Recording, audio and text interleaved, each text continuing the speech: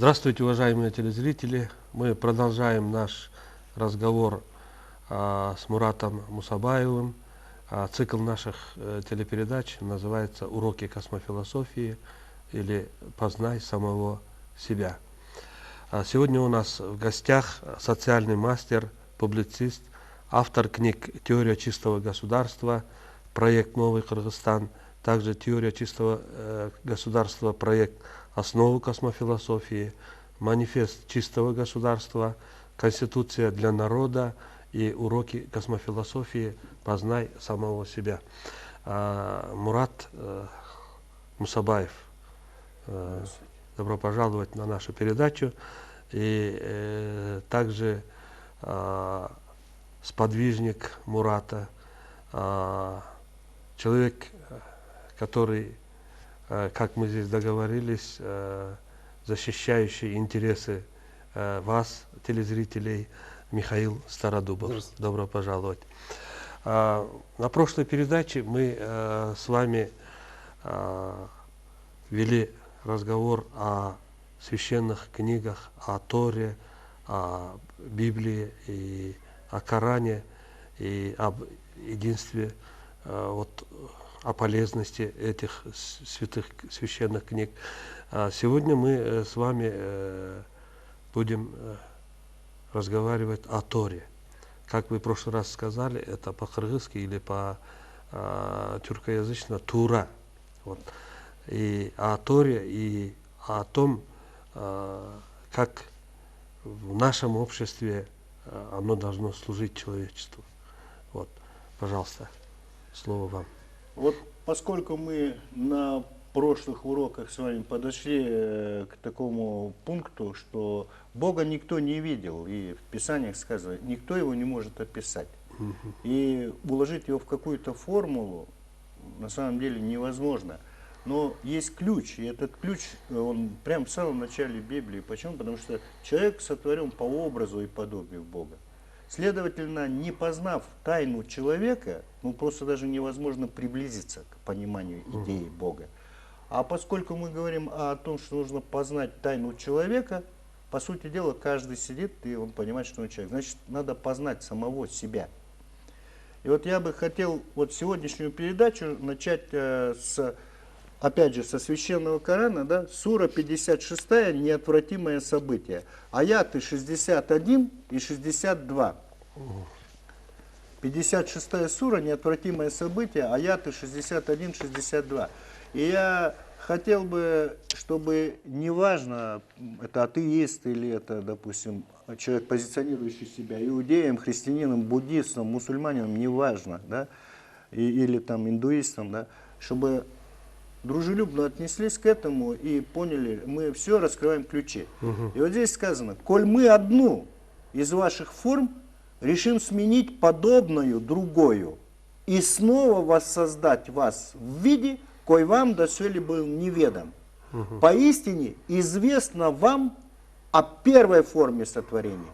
Так что же об этом вам не поразмыслить? И мы как раз сейчас поразмыслим об этом, как это сказано в Коране. Что же вам об этом не поразмыслить? Получается, что каждому, и вам, и мне, и кому угодно, известно о первой форме сотворения. И если мы возвращаемся к Торе, а человек создал Адама. Адам и есть та первая форма сотворения. Значит, эта форма, в которой мы сидим, она не первая форма сотворения. А первой формой сотворения является только Адам. Теперь здесь, Мурат, еще один вопрос. Мы все продукт советского государства. Нас учили по теории Дарвина, что человек перешел с обезьяны. Как быть с этой теорией? Тогда, если мы возьмем за первооснову эти священные книги, как быть тогда теорией эволюции? Куда она денется? Я хотел бы Мы должны отказаться от него или как? Давайте с этого начнем. Во-первых, теория Дарвина, это не то, что человеку просто пришло в голову, эволюция видов, и потом человек пришел определенным образом. На самом деле, я хотел бы, чтобы она у нас в плане есть, эта теория Дарвина, но я хотел к ней подвести И, возможно, она на каком-то уроке, там, может быть, это 7-й, 8-й урок, мы подойдем к ней, чтобы мы не спешили. Потому что если я сейчас забегу вперед, мы можем некоторые вещи упустить, и потом людям будет непонятно, как это происходит. Есть вещи, которые, допустим, сейчас, как все равно, что, скажем, говоря о высшей математике, да, ребенку в 1 классе, который должен только арифметику учить, он не поймет, он будет слушать, слышать, но не будет понимать, о чем идет речь. Точно так же этому предшествует алгебра и начало анализа. Алгебре и начало анализа предшествует арифметика. И вот я хотел бы, чтобы мы шли вот по пути, и потом для людей, для некоторых это уже сам собой ответ откроется, в том числе и о теории Дарвина.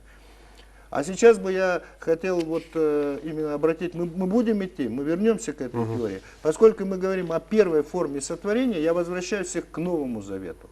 К Новому Завету относятся не только 4 Евангелия, а Деяния апостолов относятся, Откровения, послания апостола Павла, Петра.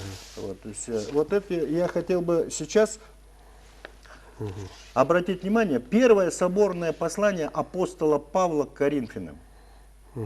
Вот здесь он говорит: отрезвитесь как должно и не грешите, ибо к стыду вашему скажу, некоторые из вас не знают Бога. Это он говорит людям, ну, на тот момент, если даже вот в обычных категориях, которые занимаются Святым Писанием. Как сегодня бы он сказал священнослужителям, имамам, там, попам, сказал бы, неважно, ламам, да? Раввинам, да? Раввинам, тем, которые занимаются Священным Писанием. И вот здесь он говорит: отрезвитесь как должно и не грешите, ибо к стыду вашему скажу, некоторые из вас не знают Бога. Но скажет кто-нибудь: как воскреснут мертвые, и в каком теле придут? Безрассудный. То, что ты сеешь, не оживет, если не умрет. И когда ты сеешь, то сеешь не тело будущее, а голое зерно, какое случится, пшеничное или другое какое. Но Бог дает ему тело, как хочет, и каждому семени свое тело. Не всякая плоть такая же плоть, но иная плоть у человеков, иная плоть у скотов, иная у рыб и иная у птиц. Есть тела небесные и тела земные, но иная слава небесных, иная земных.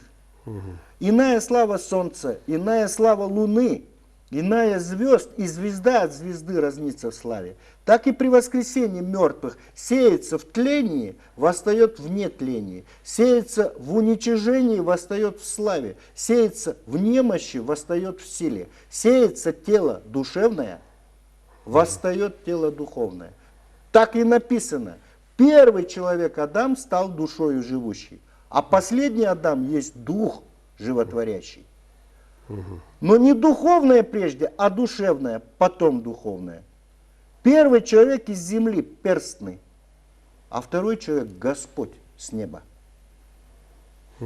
А здесь же сказано об Адаме.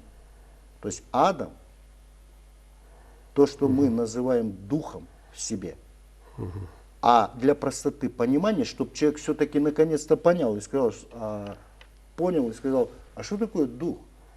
И мы на прошлом уроке сказали, чтобы вы понимали, это ваше подсознание.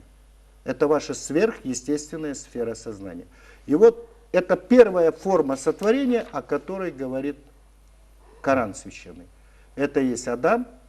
Для нас это сфера подсознания. Но Адам в каждом человеке чем отличается? Он совершенно не отвечает на местоимение «я». Адам, к нему применимо местоимение «мы». Вот поэтому с точки зрения нашего эго, а это уже крайняя плоть, мы находимся в крайней плоти. И то, что мы называем вот, крайней плотью, вот, она не появляется без деятельности того, что называется Адам. Бог сотворяет Адама. Поэтому Адам, почему, скажем, в Евангелиях, да, к Иисусу Христу обращаются к Господи, Господь. А здесь в каждом из нас подсознание есть Господь с неба в нас, который отвечает на вопрос «мы». Кстати, весь священный Коран, если вы заметили, написан от «мы». Это говорит о том, что в принципе знание, то, что заложено в Коране, в сфере подсознания у нас является абсолютным. Это наше знание, по которому мы живем. Но весь вопрос заключается в том, что почему мы, используя все возможности подсознания, начиная, как я говорил, от дыхания, кровообращения, обмен веществ, то есть триллионы операций за короткие промежутки времени, как в самом совершенном компьютере происходят, а мы не понимаем. Находясь на позиции «я», то есть от эго-действия, мы не понимаем то, что является мы.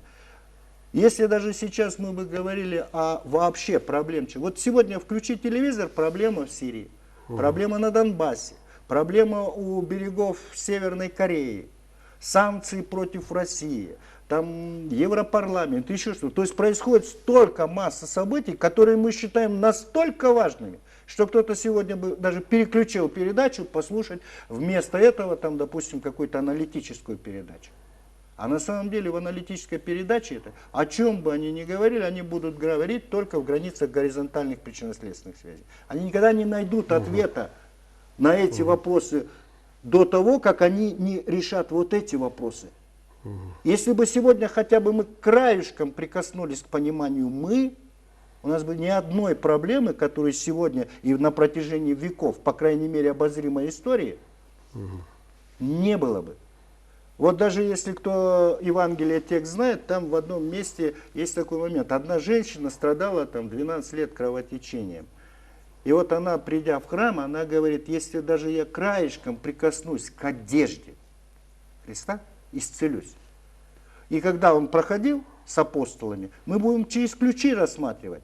Не просто сюжетную часть, а именно через ключи. Она к краешку прикасается и исцеляется. И он поворачивается и говорит ей, дерзай, черь, вера твоя спасла тебя. Вот это как раз он олицетворяет, как мы уже говорили, чтобы еще раз вернуть, и чтобы люди поняли, да, это семейство Имрана, сура 3, аят 59, мы рассматривали. Поистине пред Богом Мессия Иса, Иисус, Адаму подобен, которого он сотворил из праха, потом ему сказал он будь, и стал он. И вот с этой точки зрения, да, подсознание хотело бы обратиться к человеку, к «я». То есть мы обратиться к «я» и начать какой-то контакт. Мы с «я», потому что мы связаны с Богом. Оно от Бога исходит. А «я» с этой стороны, да, не идет через «мы». И вот когда некоторые возмущаются, говорят, как это так, они поклоняются Иисусу Христу, почему? Да даже в Торе написано, что как это, вернее в Евангелии, как это ты, будучи человеком, показываешь себя Богом. А он им говорит, не я ли, не в книге ли написано, я сказал, вы боги. В этом смысле каждый человек с точки зрения подсознания, он Бог с маленькой буквы. С точки зрения самосознания он полубог. Если мы даже с индуизмом сравним, да, есть парабраман, это как абсолют, то, что мы называем Творцом. Есть Брахман, есть Вишну, есть Шива. Применительно к вам это то же самое есть сознание, подсознание, Брахма. Да? Вишну это самосознание, поэтому Вишну полубог. И Шива. А Шива это двойственный разум. Это как раз Каин и Авель, играющий Шива. Он тоже полубог. Так вот, внутри нас мы всегда начинаем цепляться за слова. И у нас возникают какие-то агрессии. Мы начинаем доказывать друг другу, наша религия, ваша религия. Как может быть религия ваша или наша? Если она одна единственная. Как могут быть пророки ваши и наши? Просто метафоры разные применяются. И вот на фоне вот этих метафор у нас начинается война на почве религии, на почве Бога. Вообще-то вот разночтение, оно часто получается. У нас четкое понимание слов, вот, которым мы пользуемся. Иногда действительно происходит путаница. Вот одно вы понимаете так, Миша понимает по-другому, а я еще по-третьему понимаю. Из-за этого как вот добиться, чтобы все люди четко понимали те слова, которые в священных книгах? Вот как вы этого добились? Я вам так скажу. Если бы мы все, каждое «я» подходило к Священному Писанию с точки зрения «мы», вот тогда бы разночтений не было. То есть мы условно с правой стороны смотрели, мы смотрим с левой стороны. А с левой стороны это эго, я. Поэтому каждое, вот эго по принципу живет таким, есть я, а есть не я. И все, что не есть я, должно стать мной. То есть это демоническая сила, демоническое начало, она как и вот капитал. Вот если я, например, воспринимаю так, для меня капитал эго, капитализм это эгоизм. А эго живет по принципу поглощения. Если вы даже возьмете природу движения капитала, то всегда крупный капитал поглощает мало. И даже в жизни, вот просто возьмем пример, муж с женой. Мы же навязываем друг другу. Вот ты живи моими интересами, моими представлениями о жизни, живи моими взглядами на жизнь, моим мировоззрением. Мы навязываем мировоззрение жене, допустим. А она тоже же пришла откуда-то, она тоже я, и она говорит, нет, подожди, а с какой стати? Да? Она ему навязывает свое. И вот происходит взаимное влияние такое. Вот пример приведу без названия имен. Буквально вчера, да, вот одного человека посадили там по скандальному делу, и обнаружится, что у него там гражданская жена. Приезжает та жена, которая лет 5 назад уехала за границу. Она вернулась, и когда ей сказали родственники, вот как, она говорит, а кто я ему теперь?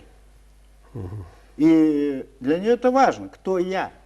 Раз у тебя гражданская жена, там, оказывается, еще что-то пошло, да, она не смотрит с правой стороны. Для нее важно, и вот это отношение эго как раз. И вот теперь я требую своих прав. Нет, подождите, объясните мне. Он тогда должен отказаться от той, объясниться в этой ситуации, и мы начинаем выяснять отношения. И вся наша жизнь, начиная от вот этих выяснений, кто я ему такая теперь. И вот, например, отношения Соединенных Штатов и целого континента западного. Это одно и то же, просто масштаб отличается. Отношения там, допустим, головной Украины там, с юго-восточной Украиной. Это то же самое, только это в масштабе. А как же мы можем разобраться и решить конфликты на какой-то политической почве? Ну мы же даже, понимаете, подписываем международные какие-то договоренности, конвенции, да, какие-то меморандумы подписываем. Подписываем и сами же его нарушаем. Почему? Да потому что, вы понимаете, если взять эго, природу эго, это разрушение. Вот я здесь вчера буквально такую заметку написал себе. Дьявол детерминирует суть разрушения. Но чтобы было что разрушать, необходимо создать объекты будущего разрушения. Поэтому исторически периоды созидания сменяются периодами разрушения, которые мы относим к прихотям и амбициям исторических личностей. Тогда как через эти личности проявляет себя один и тот же дьявол, одна и та же сила. Рассуждения о роли этих личностей в истории человечества оставляют за кадром главного организатора приливов и отливов в истории. Его сила именно в том, что в его существование никто не верит или, по крайней мере, сомневается. И вот мы хотим назначить виновных. А вот если бы в истории не появился там Сталин Иосиф Виссарионович, возможно, было бы так-то, да не было бы никак. В этом мире происходит только то, чему случиться должно. И не происходит того, чего случиться не должно. Вот мы шли То есть все это предопределено? Конечно, предопределено. А вот вопрос большой стоит, мы дальше будем рассматривать. Как появляется пространство в нашей реальности и время? Кто создает эффект времени и эффект вот этой реальности? К этому имеет отношение каждый человек. Вот сейчас лежит на диване и не хочет слушать даже этой передачи, заткнул уши ватой, но он имеет отношение к феномену того, что мы называем время и пространство. Я сейчас вот маленький чуть-чуть в сторону отведу. Каждая душа, ну, хочет или не хочет человек, она ищет Бога, она ищет связи с Богом. Особенно добрая душа. Она задает какие-то вопросы внутри себя, и какие-то ищет ответы. Да? И вот в Евангелии, я еще раз говорю, Библия, да, это набор книг, начиная от Пятикнижия Моисея, дальше книга Иисуса Навина, даже книги Судей, книги пророков, да, и так далее. Теперь дальше Новый Завет, он продолжает, это Евангелие 4 и послание, все. Последней книгой этого, да, ну, более открыто. Если, скажем, я Библию называю абсолютными ключами, это мистическое учение, это глубоко космогонические смыслы, но которые можно было передать только через метафору каких-то притч. Все. Но здесь притчи не имеют значения внешнее. Тут вообще нельзя рассуждать категориями историческими, географическими. И вот когда я даже вот некоторые передачи так иногда обращаю внимание, пытаются найти ковчег Ноя, где он был. Пытаются найти какой-то народ исторический, где он существовал, кто кому что сделал. Да это вообще имеет третье значение. А мы от эго ковыряемся именно вот в этих вещах. Кто какую роль сыграл, кто к какой национальности относится. Но на этом религия заканчивается. Религия в другом месте находится. И вот здесь я хотел бы сейчас зачитать один момент, чтобы вы... Вот эта добрая самарянка, к которой Иисус подходит и как бы просит у нее в Самарии воды. Это Евангелие от Иоанна, глава 4, стих 9-14. Он ей говорит: если бы знала дар Божий, и кто говорит тебе, то ты сама бы просила у него, а он дал бы тебе воду живую. Женщина говорит ему: господин, тебе и почерпнуть нечем, а колодец глубок. Откуда же у тебя вода живая? Неужели ты больше отца нашего Якова, который дал нам этот колодец, и сам из него пил, и дети его, и скот его? И Иисус сказал ей в ответ: всякий пьющий воду сию возжаждет опять. А кто будет пить воду, которую я дам ему, тот уже не возжаждет вовек. Вода, которую я дам ему, сделается в нем самом источником воды, текущей в жизнь вечную. Итак, подсознание есть тот самый источник живой воды внутри человека. Яков оставляет символическим 12 коленам Израиля знание. Вот Тору, закон Тора. И они назидаются в нем. Они вот как приходят как к колодцу и черпают. Вот символический колодец — это источник знания. И вот они черпают, но каждый раз, даже изучая одну часть Писания, человек возвращается, и все время вроде бы находит второй смысл, третий, пятый, 20, и он жаждет опять. А он говорит, есть источник внутри каждого человека, поскольку он символизирует Адама, через себя олицетворяет этого духа, да? Поэтому, как сказано у него, Господь с неба, да? В каждом человеке.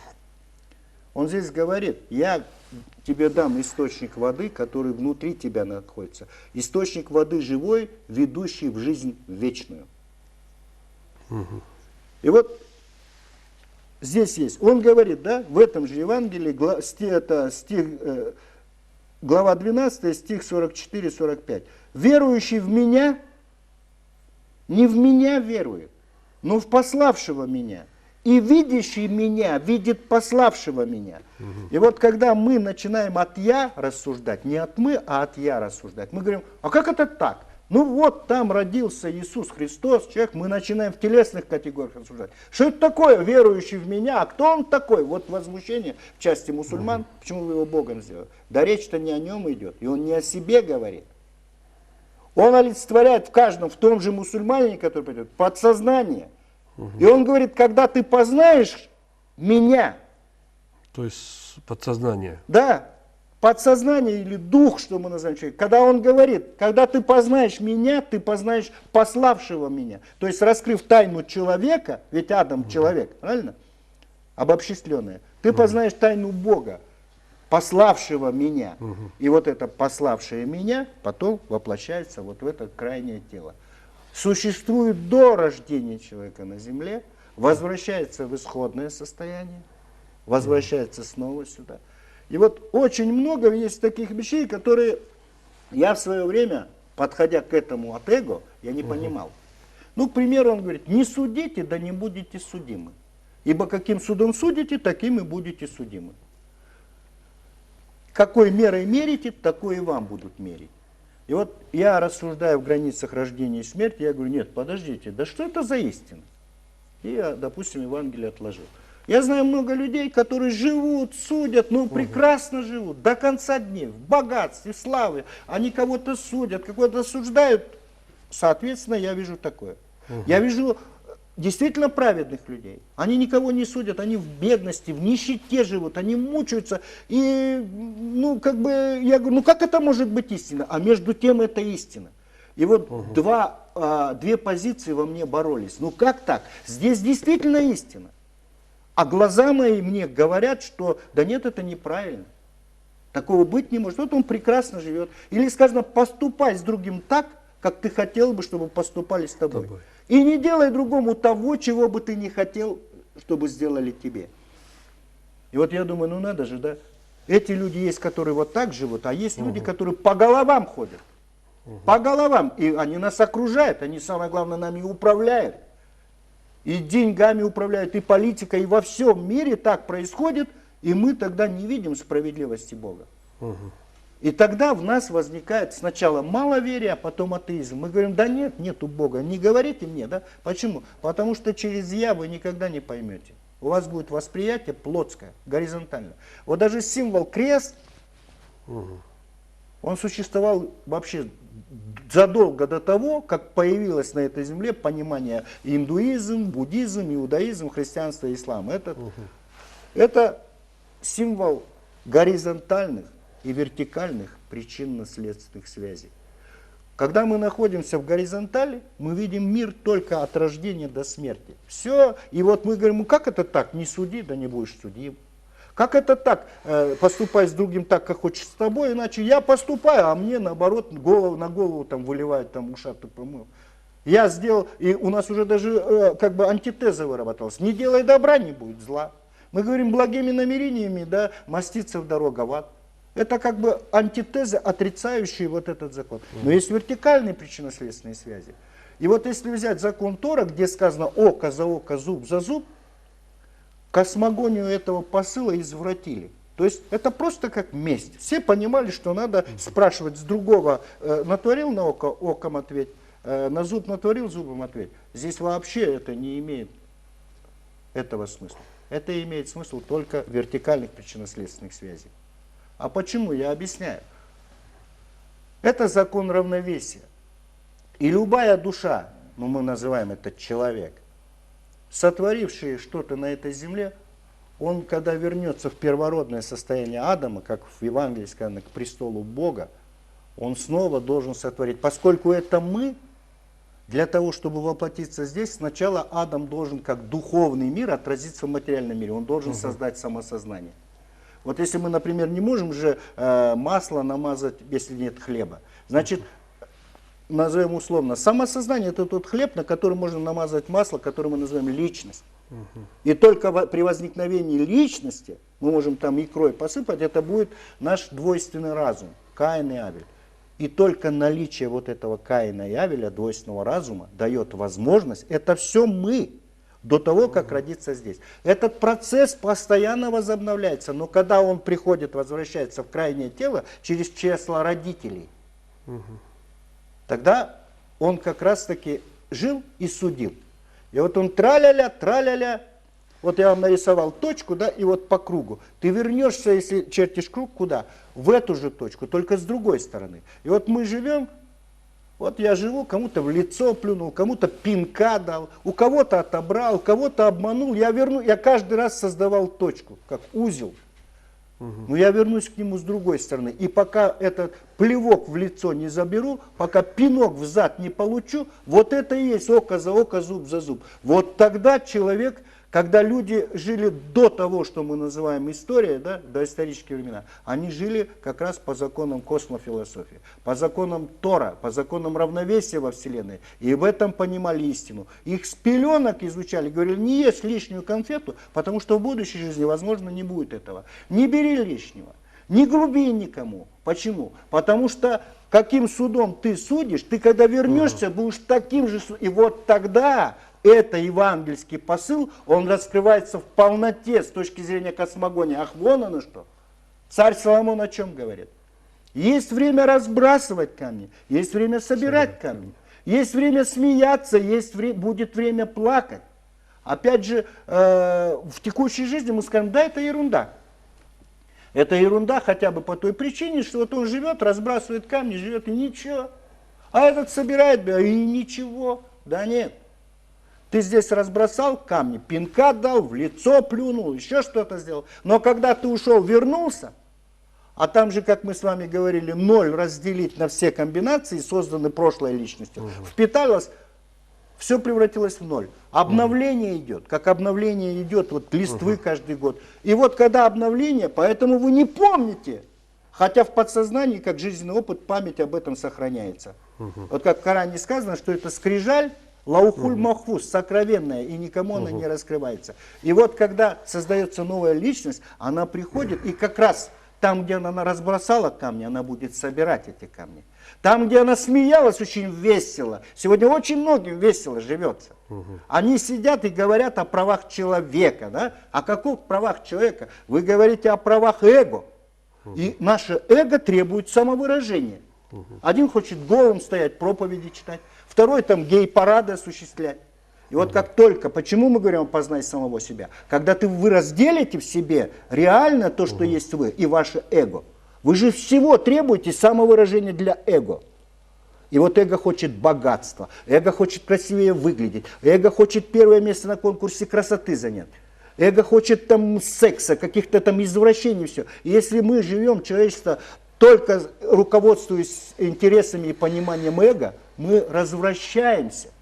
Мы этот мир к катастрофе ведем. И самое главное, наибольшим потенциалом эго обладает кто? Политики, крупные бизнесмены. Ну, каждый обладает эго, конечно. И вот эта категория людей управляет миром, ведет процессы, они у нас там в политической власти. Не потому, что я их люблю или не люблю. Я всегда хочу сказать, ребята, вы сначала должны некоторые фундаментальные вещи понять. Если вы не поймете фундаментальные вещи, здесь будет одно и то же повторяться. Вот я одному политику сказал, как же ты собираешься преодолеть бедность? Вот у тебя в программе преодолеть бедность. Ну это протест против Бога. Вот значит люди жили как в прошлом. Жили очень жирно. А как сказано, да, в одном из величайших хадисов, да, если, говорит, весь мир захочет тебе помочь, он тебе поможет только в той части, в которой это предопределено тебе. Или если весь мир захочет причинить тебе зло, он причинит тебе его лишь в той части, в которой это тебе предопределено. Теперь ты говоришь, это все сжечь, а хотя называет себя мусульманином. И говорит, а вот мы там со своей партией какой-то преодолеем эту бедность. Как же ты преодолеешь? Как же ты себя называешь мусульманином, или христианином, или иудеем? Ты Писания не понимаешь, ты сути не понимаешь и собрался вместе со своим руководителем, сатаной. Что собрался? Исправить? Да ты не исправишь никогда. А что нужно сделать, чтобы исправить? А исправить... Какова должны быть его действия? А его действие заключается в том, чтобы перестать суетиться. И сначала, вот я бы, например, это шутка, конечно. Но он сказал, а вот он примерно такой вопрос задал. Ну а как же? Я говорю, ну, например, за одно только желание во власть, вот что ты хочешь к власти, ну, надо тебе дать лет 10 тюрьмы. Он удивился, за что? Я говорю, ну, за твое эгоистическое желание быть выше всех. Это первое. Второе, чтобы у тебя было время там посидеть 10 лет и подумать. Если ты через 3 года одумаешься и скажешь, нет, я раздумал, я не хочу быть депутатом, министром, никем, пусть тебя условно досрочно. И вот 10 лет ты должен постигать, что есть что. Почему? Ты не знаешь ни природу денег, ни природу, да ты самого себя не знаешь. Ты знаешь только свое «я». А кто ты есть на самом деле с точки зрения Бога, с точки зрения мироздания, ты понятия не имеешь. И вот мы должны вот эту крайнюю точку, да, которая называется «я», воплощенная в теле, мы должны строить жизнь, исходя из понимания вот этого «я». Эгоистичного «я». Это, по сути дела, демон в человеке. Вот мы на следующем уроке будем с вами рассматривать 12 колен Израиля. Что он подразумевал под этими 12? В каждом человеке эти 12 колен есть. 12 уровней телесного самосознания, поднявшись только на которые, и когда объединив их в одно, человек только начинает прикасаться к разуму. И вот как раз как та в храме женщина прикасаться вот к краюшке, к полю вот этого знания, великого знания. И наша цель объяснить всем, кто будет смотреть эту передачу, не будет, дойдет дальше. Мы должны показать, что на самом деле религии не бывает две, не три тем более. Религия вся была одна. Бог был один, единобожие. А то, что мы называем иудаизмом, христианством и исламом, мы так назвали, это просто есть продолжающиеся как бы школы одного и того же вероучения. Но мы его разделили на три. А в силу того, что мы через эго к нему идем, что тут удивляться, если мусульмане разбились там на 73 части? Если христиане более чем 1000 сект, если иудеи раскололись, если буддисты раскололись на алмазную лотосовую сутру, там, а дальше еще там сект, тоже, мама, не горюй. И индуизм тоже разбился на секты. То есть люди отошли от того космофилософского понимания этих значений и стали судить от «я». И вот если люди судят о Боге от «я», то он у каждого является только в границах его убеждений. И вера человека не может быть больше того, в чем он убежден. Понимаете? А это и создает эффект чего? Многобожия. И вот именно против этого многобожия весь Коран, все Евангелие, весь Новый и Ветхий Завет, против вот этого многобожия. Против того, что у каждого человека. Вот я хочу сказать, если бы даже сказали, а вот ты формулу Бога составь, поверьте мне, 7 миллиардов человек было бы 7 миллиардов формул. 7 миллиардов формул. То есть каждый не говорит, вот они говорят, мы находимся в одной, допустим, неважно, секта там, свидетели Иеговы или там адвентисты седьмого дня. Но и у вас даже будет, у каждого своя формула. Точно так же, если взять в мирской плоскости, политическая партия. Ведь априори мы подразумеваем, что политическая партия это некий такой союз единомышленников. Да никакого там единомыслия нет. У каждого просто собственные интересы. А раз интересы собственные, значит они эгоистичные интересы. И вот собрание эгоизмов мы называем политическая партия. И даже в системе, видите, мы как с одной сферы переходим в другую, потому что они настолько взаимосвязаны. И вот несколько групп эгоистов говорят, а мы политические партии, мы будем представлять ваши интересы. А в мире вот такая система демократии, система представительства. Иначе, как вот через политические партии, нельзя. Ну как вы себе представляете, да? Даже если будет 3, 4 или 8 партий, да? У нас сейчас 200 с лишним партий. Ну, я беру просто парламентский, да? То есть там 4-5 групп эгоистов собрали коллективный эгоизм, да они внутри одной партии не смогут там прийти к единомыслию, к миру, понимаете? А между собой никогда не найдут общий язык. И тем не менее они пытаются выражать интересы общества, отвечать социальному запросу.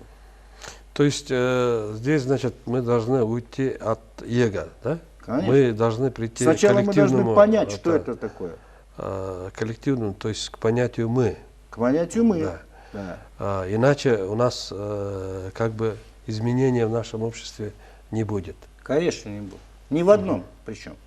А вот как добиться этого, чтобы эго не работало, а работало вот коллективное «мы», сознание, самосознание «мы»? Вот в любом случае, да, для того, чтобы понять, что огонь жжет, до него надо дотронуться. Такая мудрая. Ну, мы дотронулись, да? Да. Для того, чтобы обгорели сказать, там, что да. дальше? Во-первых, у нас нету культуры, да, понимания, что такое я в человеке, то есть эго. Что такое рассудок, потому что эго действует в рассудке, символический Каин. Есть символический Авель, который проявленный наружу стал Сифом. Они объединены, и то, и другое объединены в чреве того, что мы называем самосознание, или Ева символически. Самосознание является производным чего? Подсознания, духа. Ну, как ребро вытащено оттуда. Вот это все существует. То есть человеческий Каин, эгоистичное я, существует еще до рождения. Это предфизическое состояние. Вот мы с Мишей только шли сюда, и вот он говорит, вот, к примеру, там мы заговорили аборты женщины, да. Вот представь себе, я ему говорю, почему запрещают аборты, да? А потому что я твое существует еще до того, как здесь родиться. А соответственно испытывает весь комплекс. Вот, вот мы каплю обратили в сгусток жеваное мясо, это все я уже присутствует.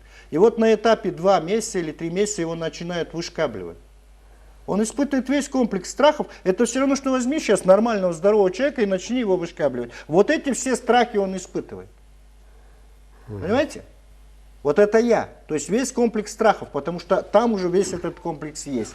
И вот теперь женщина сделала за жизнь 5 абортов.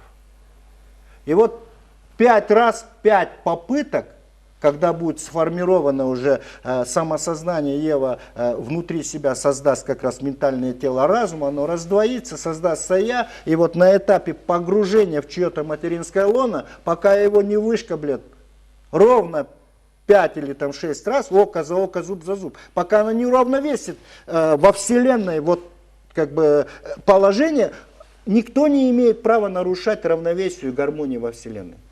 Если кто-то считает, что ему это сойдет с рук, ну подсознание, ну ладно бы подсознание жило в Америке, а ты жил здесь. Подсознание это то, что в тебе.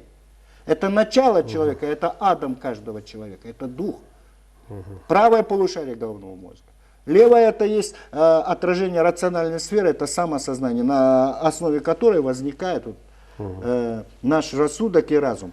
Мы должны эти вещи понять. Вообще, я как-то пришел к ужасу, да, что на эти вопросы ни в одном храме не отвечают. Ведь на самом деле атеизм и маловерие возникает только от того, что приходят, а ему рассказывают, а вот ты вот так себя веди, а потом ты попадешь в рай или в ад. Но если никто не может, как мы говорим, никто не видел Бога как реальность и не может его сказать, то кто видел эту реальность, может утвердительно доказать реальность рая и ада, а в силу того, что если ты в этом не убежден, ты не будешь бояться Бога. Ты будешь грешить спокойно, причем и делать, но весь вопрос заключается в том, подсознание, это сфера, это, я не знаю, все компьютеры в мире соберите, это будет только протез. Сама идея интернет, это всего лишь протез искусственного интеллекта, который пытается имитировать интеллект естественный, которым является ваше сознание и самосознание. Вот эту сеть миллиардов нейронов, которые действуют в вашей голове, давая энергетические информационные потоки у вас. Вообще вот йоговисты, да, в йоге там сознание, разум, да, разделено на несколько аспектов. Они это разделяют, и вот, например, будхи это интеллект, да, потом аханкара, там это идентичность вот этого интеллекта, потом манас это хранилище памяти, и вот чита это чистый как бы разум, нет там никакой памяти, без никакой это, и вот в этой чите, что мы проживаем и вырабатываем, нарабатываем опыт, там что-то делаем, то есть наполняем память. Вот это йоги вот так распределяют. А вот как это вот в Коране, вот в Библии, там, в Торе, что-то, как это объясняется или как это? Ну, я понял. Если там применяется такая терминология, категориальные понятия, да, то как это отражается здесь? Но вот я уже частично затронул, да, если мы говорим о брахмане, как о правом полушарии головного мозга, то, что мы называем подсознание или дух, да, то Вишну это самосознание, это левое полушарие, да, это полубог, на основе которой личность, да. Потом играющий Шива, да, это двойственный разум, который возникает, это рассудок и разум. Это тоже категория Адам, Ева, Каин, Авель, дальше еще идут погружения различные. Просто эти аспекты описаны. Я хотел бы, да, я очень много знал, сам изучал очень долго индуизм, буддизм. Весь вопрос заключается в том, что мы когда погружаемся в эту терминологию, вот как вы сказали, чита, да, будхи и так далее, и в конечном итоге человек заблуждается. Почему? Он все равно же от я идет, от эго своего идет. И он даже вместить не может, потом эта идея теряется, он закрывает и говорит, ну, например, если даже взять абсолютно, вот Бхагавад-гита, да, там она вся построена, да, это всего лишь такая, скажем, корневая часть Махабхараты полностью. Это вот часть, в которой описано все. А все остальное, да, учение индуистское, оно о Бхагавад-гите. И вот, когда там описывается разговор, символический разговор Арджуны с Кришной, так это два символа. Кришна это и есть подсознание, неосознаваемая часть, которая абсолютно исходит, вот как от света от солнца исходит, так же, а Кришна это и есть разум человеческий, вернее Арджуна. И вот разговор разума с подсознанием, вот как здесь, да, сказано, я дам тебе источник воды, если бы ты знала дар Божий, да, вот рассказать, да, подсознание это дар Божий, в каждом человеке он находится. И вот здесь это тоже символика, это в каждом человеке Арджуна разговаривает с Кришной, как вот эта добрая самарянка ищет связи с Богом, да. Каждый человек из нас, это и есть разговор разума с подсознанием. Но обратная сторона разума в телесном, это уже начинается рассудок, это начинается я. То, что мы показали змеям. Да? И вот все наши суждения, почему у нас, я хотел бы сказать, да, вот у нас объявлено, да, светское государство. Даже вот мне не нравится, когда говорят государство светское, корни слова свет, светское это свет. Свет это есть разум в человеке. А если мы отделили церковь от государства, то есть мы религиозное знание считаем таким факультативным, побочным, ненужным. Но если даже взять такие вещи, как психиатрия, психология, да вообще любую науку, они же все в любом случае есть так или иначе проявление того же, детерминация просто по направлениям религиозного знания. И вот просто вопрос заключается в том, как мы можем это знание подать. Если мы начнем, конечно, а вот мы там мусульмане, маутуридитского масхаба, там такого-то толка, а мы те, мы, конечно, детям голову заморочим и скажем, лучше тогда не надо. Вот поэтому космофилософия – это единый взгляд, это тот уровень, с которым вы видите все единство этого и отсутствие противоречий.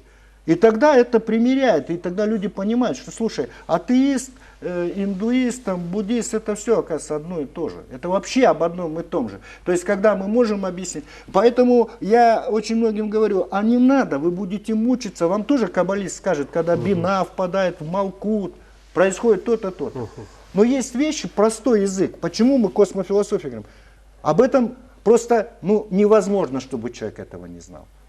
Потому что мы представляем собой дух и душу, то есть энергоинформационную структуру. Дух – это энергия, душа – это информация. Или сознание и самосознание. Значит, в основе энергии или духа является чувство. Это мир чувств. Человек это знает. И мир мыслей. И вот соединение мира чувств и мыслей, отцовское и женское начало. Вот вчера только шел и вот говорил с человеком, вот он говорит, вот как в человеке происходит, допустим, какие-то вот он поел и там удовольствие получил, или там выпил, удовольствие получил, или там в бане помыл, неважно, все удовольствия. Я говорю, ты бы не знал вообще, что такое есть удовольствие, наслаждение, если бы это не было взаимодействия мужского и женского начала. То есть взаимодействие мира чувств и мира мысли, мужского, женского начала, вот оно и создает эффект того, что... А ты живешь, в принципе, для чего? Ты ищешь впечатлений. Даже если ты машину покупаешь или дом строишь, ты всего лишь навсего в конечном итоге, суть, ты впечатления ищешь, чтобы потом обрадоваться чему-то. Но все мирские впечатления, они, говорю, временные. Ну, купил ты машину, ты радуешься, ну, пусть 3 дня. А через неделю ты уже ее продать хочешь, по большому счету. И радость твоя была невелика. И вот все это сохраняется в нашей глубинной памяти. Вот в исламе есть уникальная, да, вещь такая, как бы пророк учит, делит на 2 составные части: ирадатуль кауния и ирадатуль шария. То есть в ирадатуль кауния возникает вообще наша потребность в вере. Возникает наш, допустим, приход в веру, изучение каких-то вещей. Да? Там 5 столпов ислама, это, соответственно, 5-кратный намаз, омовение, садага, значит, пост в месяц Рамазан и хадж в Мекку. Да? Но это ирадатуль кауния. Это все на этом уровне. То есть это вхождение в материальную сферу сознания. А есть еще духовное, это ирадатуль шария. А вот ирадатуль шария это ключ, вообще сердце ислама. Да? Надо познать, что такое предопределение. Предопределение, да, это судьба. А судьба, в корне слова судьба, это суд. Тогда вопрос стоит, как это так? Человек родился. Ведь мы же все равно понимаем себя вот с момента рождения матери, когда-нибудь мы умрем. Но мы никогда не разберемся. А почему тогда на моих плечах судьба? За что, спрашивается? И вот как раз мы вот с Мишей часто разговаривали на эту тему, я ему объяснял. Ну, если смотреть с точки зрения горизонтальных причинно-следственных связей, я бы примкнул к стану атеистов. Ну, просто примкнул, законно и обоснованно. Я бы всех послал к чертовой матери, тех, кто религию проповедует. И я бы элементарно говорил им, ребята, ну, извините меня, да, почему, условно, один должен в Бишкеке родиться, сыном президента и на Гелендвагене разъезжать, а второй там куска хлеба досыта не ел, зимой обуви не имеет. Ну, с какой такой стати это должно быть? Почему одна должна быть красавица писаная, мужики валяются у ее ног, а вторая вот ну, не такая, она не смотрит на нее уже, и она страдает там всю жизнь там. Почему один сильный, а второй слабый? Поэтому я бы сказал, не радуйся сильный и не плачь слабый. Не возносись, не гордись, красавица, и не унывай, уродка. Ибо все это предопределено вашими прошлыми воплощениями. Вот весь Коран, начиная от слова «плодитесь и размножайтесь», вот первый посыл Бога, к чему? Плодитесь, создавайте плоды. А что такое плоды? А плоды это вот тело. И размножайтесь. И до самого конца. Мы с вами будем вот эту тему развивать еще на протяжении 2-3 лет. В разных уроках. Показывать конкретно через Писание, что там именно об этом сказано. Ведь если взять Авраама, пророка, как столпа иудаизма, ислама и христианства, в исламе так вообще сказано, что кто вере Авраама не следует, тот является безумным. Почему Бог Авраама назвал своим другом? И каким истинным, каким откровением внутри себя приходит Авраам, что это создало основу потом 3 вот этих вероучений. Да потому что он, как и мы с вами, сидел внутри и скорбел. И говорил: Господи, да вот как любой человек, он говорит: ну и что толку в этой жизни? Ну зачем это все? Ну собираю я деньги, ну живу, ну на самолете езжу, ну в сауне моюсь, ну в шампанском купаюсь, ну зачем? Рано или поздно ты мне это дал для чего? Чтобы я просто попробовал и в конечном итоге помер? Ну дам я своим детям, они начнут воевать за наследство. Не дети, так внуки. Эти еще будут помнить, а те, и потом в небытие все канет и как бы кончится. И его это не удовлетворяет, он этим мучается. И он внутри, как раз, как я, приходит к разуму. Потому что об этом только разум может размышлять. Я это не нужно, он как бы эгоистичен, ему Бог не, вашему я на самом деле Бог не нужен. Бог нужен разуму. А разум символизирован кем? Авелем, который убит. Голос которого вопиет, кровь которого вопиет из земли. Где земля? Вот она. Он вопиет, глаз вопиющий в пустыне, мы не слышим. И вот тогда возникает удивительный момент. Пророк Исаия, все его знают. Иудеи, христиане, мусульмане. Ведь ключевой момент, который в Новом Завете повторяется. Да? Он говорит: род прелюбодейный ищет знамений. Но знамений не будет им дано, кроме знамений пророка Иона, пробовавшего в чреве кита 3 дня. Еще он говорит: род прелюбодейный, и глазами будет смотреть и не видеть, и ушами будут слушать, но не слышать. И ведь это происходит сейчас, вот прям здесь и сейчас. Вот человек идет и кричит: за что мне это, Господи? Я такой хороший, а вот мой сосед такой, а почему вот ему 7 лет, а он такой больной или там несчастный, а вот этому 80 лет, а он вот такой мерзавец, и он будет глазами смотреть и не видеть. Почему? А потому что он не знает о вертикальных причинно-следственных связях. Он не знает о том, что есть время разбрасывать камни, он как раз собирает эти камни. Он не знает, что есть время смеяться, есть время плакать. И вот он плачет, потому что для него реальностью является только горизонталь, граница рождения и смерти. И для него рассказывается сказка, что вот здесь родившись, потом он в какой-то рай попадет или в какой-то ад. Во-первых, вот как я вам говорил на прошлом уроке, знаешь, как в раю, как будто он с командировки прибыл с рая. И вот это вот невежество, я не знаю, как это назвать вообще, блуд ума выдавать за религиозное знание. Там нет религиозного знания. Это все, что нас вводит в заблуждение, это от сатаны, от эго. И у нас сегодня вполне успешно по всему миру, я не знаю, столько сект развелось, и каждый говорит об истине. Ты кому это говоришь, и ты о чем говоришь?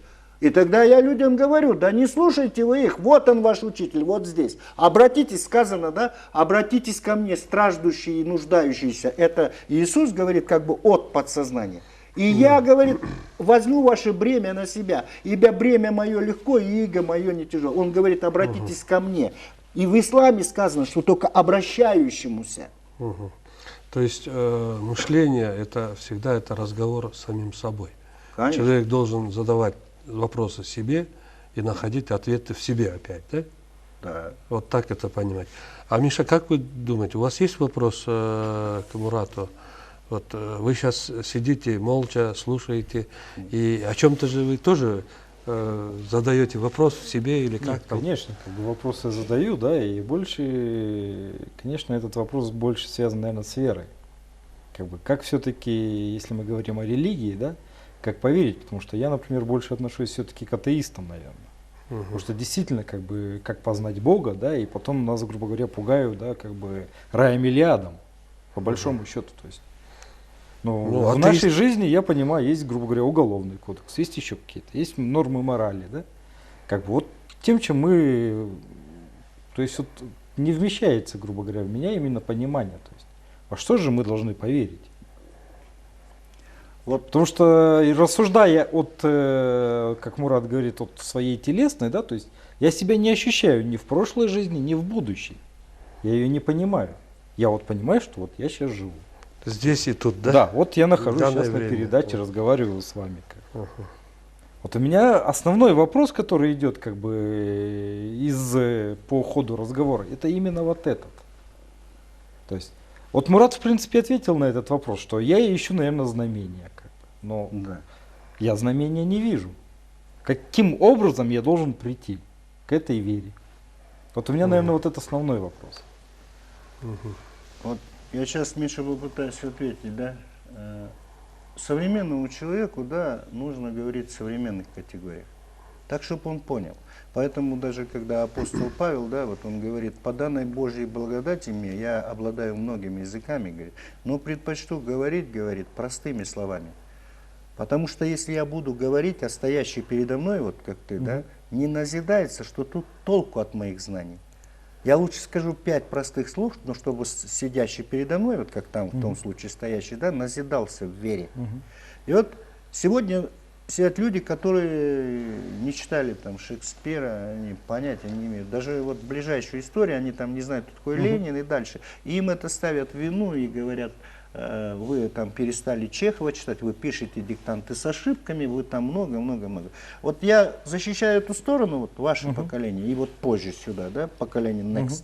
Я бы сказал, слушайте, дорогие мои, вы начитались и Пушкина, и, я не знаю, от Гомера там, и Аристотеля, вы все это знаете. Почему же вы тогда привели, почему вам оно впрок не пошло? Почему не в коня корм? Почему вы все стали докторами экономических наук, а экономика в кризисе? Почему вы все стали политологами, а политическая система в кризисе?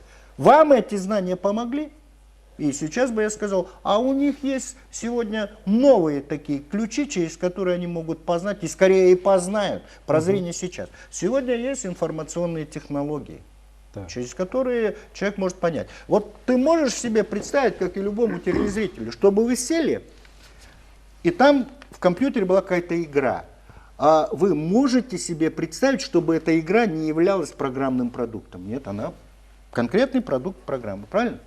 По условиям ее, там, допустим, какой-то танк едет, там, или еще какое-то препятствие. Вы играете, должны перепрыгнуть. Вот право свободы, воли и выбора заключается стрельнуть, не стрельнуть, прыгнуть или не прыгнуть. В жизни точно так же.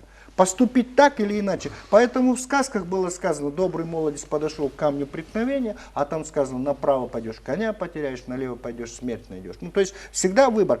Свобода воли и выбора как раз и заключается в том, что человек может выбрать вправо и влево. Но вопрос в другом. А почему эта ситуация вообще появилась? Ну, условно так скажем, вот кому-то было суждено в этой жизни попасть на войну, а кто-то не попал. Даже когда там заявление написал добровольцем, он не попал, он не прошел это испытание. Кому-то надо было пройти испытание, допустим, разводами, а кто-то женился и всю жизнь прожил вместе. Кто-то разорением, допустим, обогащением, а потом разорением, а кто-то нормально прожил, не обогатился. И вот это разнообразие судеб человеческих, такое изобилие разнообразия судеб человеческих, которые мне... Когда я с атеистической точки зрения, когда я судил в границах рождения и смерти, для меня говорило об одном: Бога нет. Потому что если бы он был, он бы вот здесь исправил, потому что говорят, Бог любящий, а вот здесь где он любит?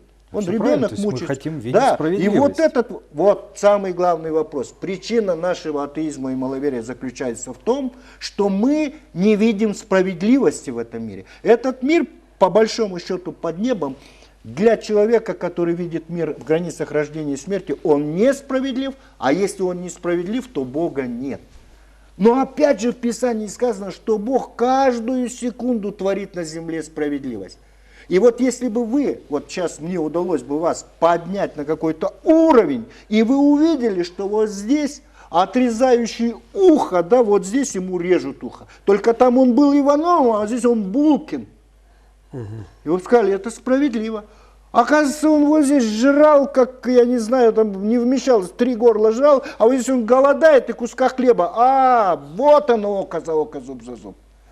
А еще уже через период. А вот он разбросал камни, собирает. А вот он, оказывается, смеялся, и он плачет. И тогда с высоты, вот откуда с позиции мы смотрели люди, с позиции космофилософии. Тогда они принимали. Они действительно, если с ним что-то случалось, он говорит, вот мы говорим, самые главные качества добродетели верующего человека, это смирение и терпение. Когда ты знаешь, что ты свое получаешь. Вот в псалмах Давида, да, в свои сети попал. Свои яму вырыл и сам же в нее попал. А Соломон, Экклесиаст Соломона с чего начинается? Он говорит, встает солнце, и заходит солнце, и стремится, и идет заход. И возвращается солнце, чтобы снова идти. Солнце стоит на востоке, стоит на западе. Но возвращается солнце, чтобы снова идти. Все реки текут в море, он говорит. Но море не переполняется. И возвращаются реки, чтобы снова течь. Но мы же от «я» понимаем в телесных категориях, географических, исторических. Тогда я бы задал вопрос вот любому человеку и сказал, послушай, это знает любой ребенок, что солнце на востоке садится, на западе, встает, на западе оно садится. Но если это знает любой, ну зачем это писать в Библию и еще с золотыми, там, я не знаю, золотой главой, да, мудрости Соломона, да, получается. Я знаю, что ветры кружатся и возвращаются на круги своя. Это знает пятиклассник, который изучает географию. Он знает, что и реки. А ведь здесь духовный язык. Это язык метафоры, язык сердца. И вот Соломон, как демонстрация, символ уровня человеческого разума, пришедшего к тому, чтобы осознать вот то, о чем я говорю, он говорит, душа ваша подобна солнцу, которое восходит на востоке и идет на запад. Но возвращается, чтобы снова идти. Опять же, плодитесь и размножайтесь. Потомство твое будет бесчисленным, как звезды на небе, как песок на морском берегу. Дальше он говорит, душа ваша подобна рекам, которые текут в море. А море символизирует телесное самосознание. И возвращается, чтобы снова течь. Душа ваша подобна ветрам. И вот когда ты переходишь в этот контекст восприятия, да, вот только тогда ты говоришь, слушай, вот он Лаухуль Махфуз, вот он как раз то, что является, вот здесь сказано, да, вот как раз у меня перед рукой, сура 3, семейство Имрана, аят 7 гласит, да, он от себя послал тебе святую книгу. Одни аяты в ней несут открытый смысл, собой являя как бы матерь книги, другие скрыты в толковании своем. И вот мы когда заходим вот в эту сокровенную, скрытую часть понимания, да? Когда мы говорим о матери книги, вы должны понять, да, это материальная основа книги. Вообще, я хотел бы вот сейчас вам уникальный пример привести. Как-то я смотрел передачу, да, Евгений Евтушенко, на мой взгляд, произнес стихотворение вообще. Какое стихотворение? Оно состоит всего лишь из одного слова. Из одного слова. Но все стихосложение, уверяю вас, отсюда началось. И вот оно звучит так. Мать, мать, мать, мать, тьма, тьма, тьма, тьма, тьма, тьма, тьма, мать, мать, мать, мать. Одно слово, мать, как манас, осман. Манас, манас, манас. Вот здесь тьма, тьма, тьма, тьма, мать, мать, мать, мать. И вот это говорится о том, что наше самосознание, материальный мир, да, корень слова материя, вот мы говорим дух и материя, в корне слова материя матерь или мать. Это материальная основа человека. Вот точно так же в этой книге есть материальная основа, а есть духовная основа.